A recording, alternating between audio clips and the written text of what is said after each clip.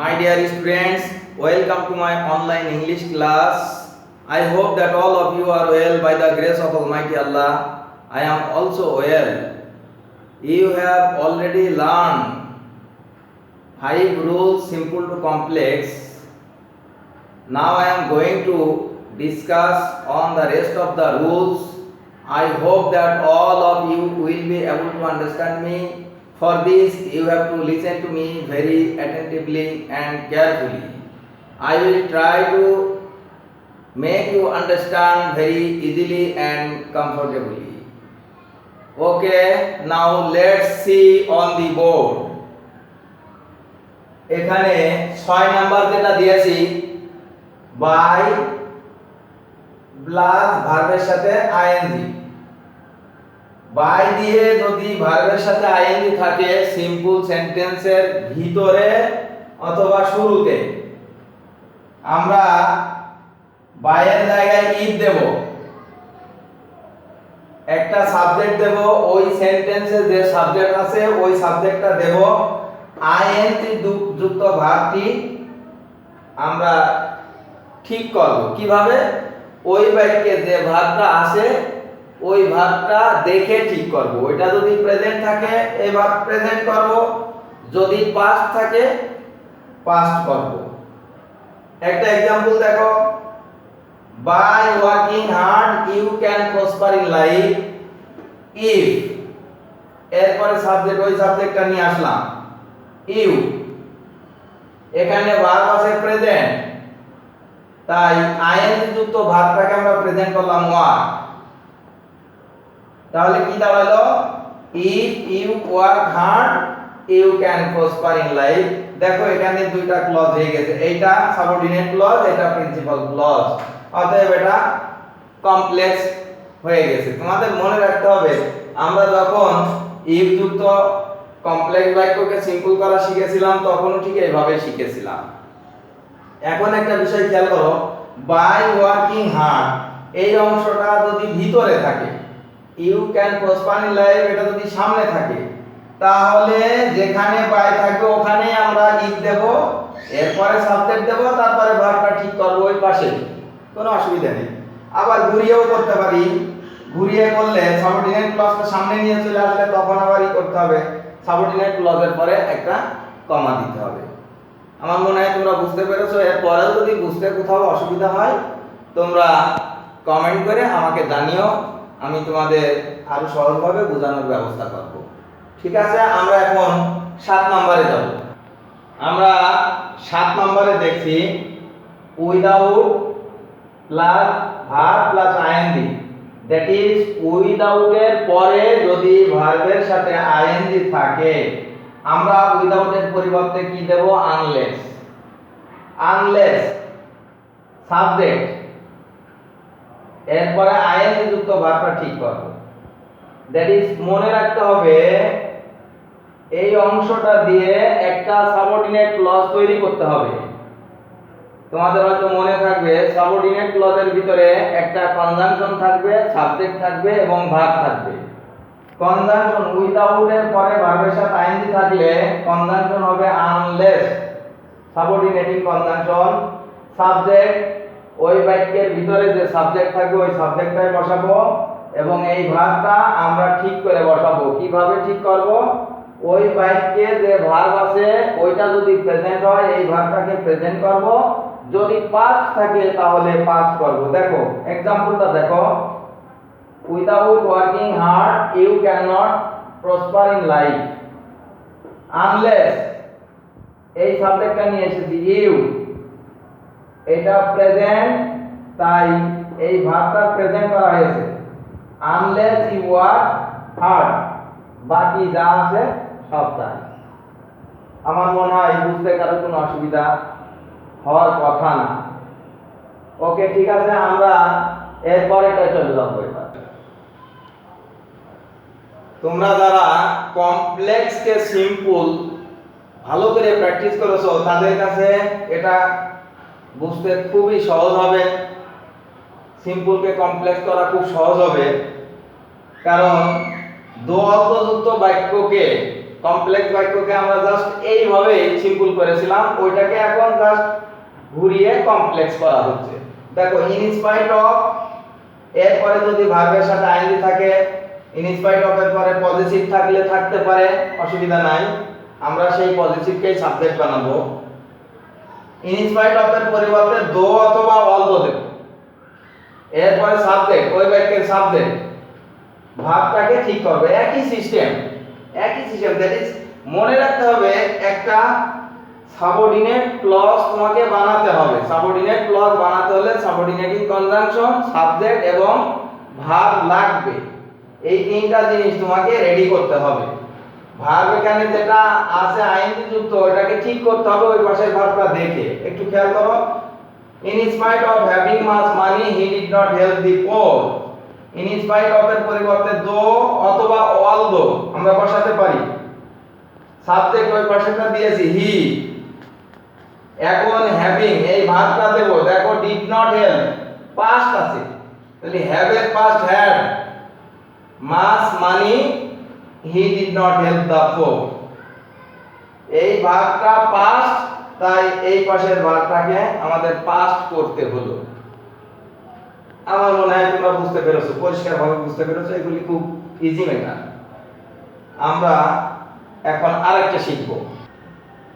আমরা যদি বাক্যের ভিতরে কোনো সিম্পল বাক্যের ভিতরে টু এর পরে ভার্ব থাকে, টু এর পরে ভার্ব ওয়ান, দ্যাট ইজ এটাকে বলা হয় ইনফিনিটিভ। যদি এমন থাকে আমরা টু এর পরিবর্তে সো দ্যাট বসাবো। টু এর জায়গায় যেখানে টু থাকবে, টু এর জায়গায় সো দ্যাট, এরপরে সাবজেক্ট ওই বাক্যের সাবজেক্ট, এরপরে ক্যান অথবা কুড, তারপরে বাকি অংশ। যদি ওই বাক্যের ভার্বটা প্রেজেন্ট হয় তাহলে ক্যান দেব, যদি পাস্ট হয় তাহলে কুড দেব। আমরা एग्जांपलটা দেখি। He went to market to buy a shirt. দেখো টু এর পরে মার্কেট আছে, এই টু এর জায়গায় কিন্তু করা যাচ্ছে না, কারণ টু এর পরে মার্কেট নাউন। এখানে আরেকটা টু আছে, টু এর পরে আছে বাই অর্থ ক্রয় করা বা কেনা, এটা ভার্ব। আমরা এই জায়গায় গিয়ে সো দ্যাট বসিয়েছি। দেখো হি went to market so that, এই বাক্যের সাবজেক্ট হি, এই বাক্যে যে ভার্বটা আছে ওয়েন, গো ভার্বের দুই নাম্বার ওয়েন, তাই আমরা এখানে কুড দিয়েছি পাস্ট। বাকি অংশ একটা বিষয় খেয়াল করো, আমরা যখন কমপ্লেক্স বাক্যকে সিম্পল করেছিলাম, সো দ্যাট যুক্ত বাক্যকে কি করেছিলাম, সো থেকে শুরু করে ক্যান কুড মে মাইট পর্যন্ত উঠিয়ে একটা টু বসিয়েছিলাম। এখন ঠিক ওই বাক্যটাকে আমরা কি করছি, ওই সিম্পল বাক্যটাকে এখন আবার কমপ্লেক্স করছি, জাস্ট বিপরীতটা। যারা কমপ্লেক্স কে সিম্পল ভালো করে শিখেছিলেন তারা এখন ওই সিম্পল কে কমপ্লেক্স খুব সহজেই করতে পারবে, কোনো অসুবিধা হওয়ার কথা না। ওকে, থ্যাংক ইউ। আমরা পরে আরেকটা শিখবো। এখন কোন সিম্পল বাক্যের ভিতরে এক জায়গায় যদি টু আর এক জায়গায় যদি টু থাকে, কোন সিম্পল বাক্যের ভিতরে টু আর এক জায়গায় টু থাকলে এই টু এর পরিবর্তে সো হবে। যেখানে টু আছে সেখানে সো হবে, এবং টু এর পরিবর্তে দ্যাট, টু এর পরিবর্তে দ্যাট সাবজেক্ট, ওই বাক্যে যে সাবজেক্ট আছে ওটা দেব সাবজেক্ট, ক্যান নট অথবা কুড নট বাকি অংশ। একটু খেয়াল করো, he is too weak to walk, he is so weak that, to এর পরিবর্তে দ্যাট, এই সাবজেক্ট হি, এটা প্রেজেন্ট আছে তাই ক্যান নট বাকি অংশ, টু এর পরে যা আছে ওয়াক। তবে একটা বিষয় খেয়াল রাখতে হবে, এই টু এর আগে যদি ব্যক্তিবাচক অবজেক্ট থাকে, দেখো আরেকটা বাক্য আমি লিখেছি, টু এর আগে যদি ব্যক্তিবাচক অবজেক্ট থাকে তাহলে দ্যাট এর পরে এই অবজেক্টটার সাবজেক্ট বানাতে হবে। দেখো, the load was too heavy for me to carry it, the load was so heavy for me that me এর subject I could not carry it, এখানে was আছে past তাই could not দেওয়া হলো।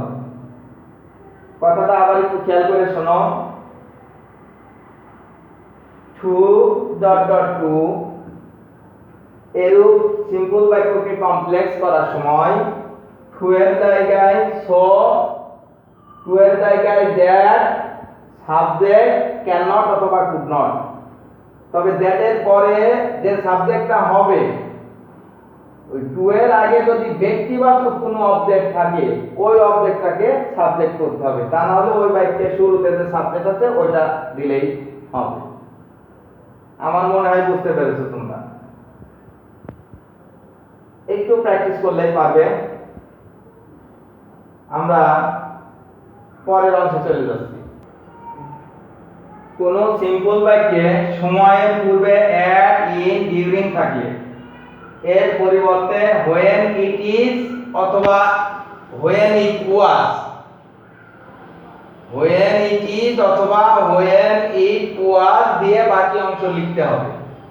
এখানে একটা বাক্য দিয়েছি দেখো, in summer he went to Cox's Bazar, when ভার্বের দ্বিতীয় রূপ, গো ভার্বের দ্বিতীয় রূপ, তাই এই পাশে আমরা was দিয়ে করব। ওই পাশে যেহেতু past আছে এই পাশে was দিয়ে করব past। when it was summer he went to Cox's Bazar, এই পাশের ভার্বটা যদি প্রেজেন্ট হয় তাহলে is দিয়ে করব। যদি সময়ের আগে in অথবা during অথবা at থাকে তাহলে এইভাবে আমরা কমপ্লেক্স করব। একটু খেয়াল করলে তোমরা বুঝতে পারবে। আমার মনে হয় তোমাদের মনে থাকার কথা, আমি যখন when যুক্ত কমপ্লেক্স বাক্যকে সিম্পল করা শিখিয়েছিলাম তখন ঠিক এইভাবেই শিখিয়েছিলাম, ওইটা খেয়াল করলেও এখন তোমাদের মনে হবে। আচ্ছা, আমরা এটা শিখলাম, এর পরে চলে যাচ্ছি। আমরা এখন বিকজ অফ দেখব। বিকজ অফ এর পরে ভার্বের সাথে যদি আইএনজি থাকে এরকমের সিম্পল বাক্যকে কমপ্লেক্স করার সময় বিকজ অফ যদি বাক্যের ভিতরে থাকে, একটু খেয়াল করো, যদি বাক্যের ভিতরে থাকে তাহলে এর সাথে অফটা বাদ দিয়ে দেব। বিকজ এর পরে যে অফ উঠিয়ে দেব, দিয়ে সাবজেক্ট, ওই বাক্যের সাবজেক্ট বসাবো এবং ভার্বটা ঠিক করব। দ্যাট ইজ সাবঅর্ডিনেট ক্লজটা ওইদিকেই থাকলো, কারণ বিকজ যুক্ত সাবঅর্ডিনেট ক্লজটা সামনে আসে না। কথা বুঝতে পেরেছো? বিকজ অফ বাক্যের ভিতরে থাকলে আমরা অফ বাদ দেব, দিলে বিকজটা এখন কনজাংশন হয়ে গেল। এরপরে সাবজেক্টটা দেব, আইএনজি যুক্ত ভার্বটা ঠিক করব। এই পাশের ভার্ব যেহেতু পাস্ট আছে তাই ডুইং এর পাস্ট, ডু ভার্বের পাস্ট হলো ডিড। ঠিক ওই বাক্যটাই দেখো আমরা ঘুরিয়ে লিখেছি, because of doing the work he was punished. Because of যেহেতু বাক্যের শুরুতে এখানে আছে, এখন আমরা সিন্স অ্যাজ কনজাংশন ব্যবহার করব। বিকজ কে এখন আর কনজাংশন হিসেবে ধরা দরকার নেই, বিকজ অফ বাদ দিয়ে সিন্স অথবা অ্যাজ, সাবজেক্টটা দেব, ভার্বটা ঠিক করলাম, যেহেতু ওইদিকে পাস্ট তাই এটাও পাস্ট করলাম। সিম্পল কে কমপ্লেক্স করার জন্য কমপ্লেক্স কে সিম্পল যারা শিখছো তাদের কাছে খুব সহজ হবে, অথবা সিম্পল কে যারা কমপ্লেক্স আগে শিখেছো তাদের কাছেও সহজ হবে। বিষয়টা হলো একটার সাথে আরেকটা রিলেটেড। কমপ্লেক্স কে যখন আমরা সিম্পল শিখেছিলাম ঠিক ওইভাবে শিখেছিলাম, এখন তার বিপরীতটা শিখছি, একটার সাথে আরেকটা রিলেটেড। এগুলো একটু প্র্যাকটিস করলে তোমরা পারবে, প্র্যাকটিস ছাড়া মনে থাকবে না। বুঝতেই পারছো যে এই গ্রামারের নিয়ম যখন শেখানো হয় তখন তোমাদের মনে থাকে, পরবর্তীতে আর খেয়াল থাকে না, কারণ অনেকগুলো ফাংশন তো, অনেকগুলো কথা, ছোট ছোট কথা যখন শেখানো হয় তখন খুব সহজ মনে হয়, কিন্তু নেক্সট টাইমে প্র্যাকটিসের অভাবে এগুলো ভুলে যাও। তাই I would like to advise you to practice again and again. If you practice yourself again and again, you will be able to do it very easily. আজকের মতো এখানে, that's all for today. Thank you very much.